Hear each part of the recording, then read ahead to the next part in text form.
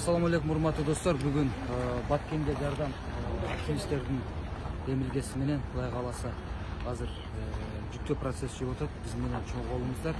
Биз азыр учурда Ош шаарындабыз. Азыр ушул жерден бардык азык-түлүктөрдү муктаж болгон жарандарыбызга жеткизип берүү алдында турабыз.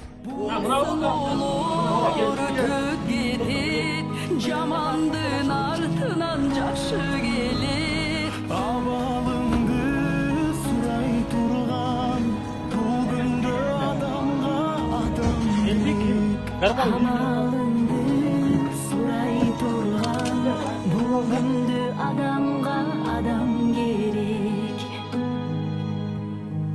Узак жолду улап келген, ар бир таң өзгөчө кубат берген. Канча кыйын күн келсе да.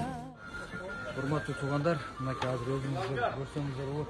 300 үй бүлөгө өзүнчө коробка менен күнүмдүк тиричиликке керектүү тамак аш азыктары, андан сырткары мынакей ун келдик, өзүңүздөр көрсөңүздөр болот.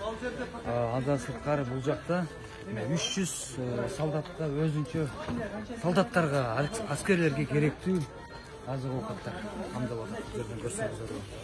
Ошонун өзүнүн коробкасынын салып.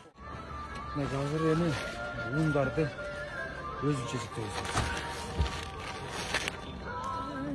Күн келсе да адамбыз барына чыдап келген. Канча кыйын күн келсе да адамбыз барына чыдап келген.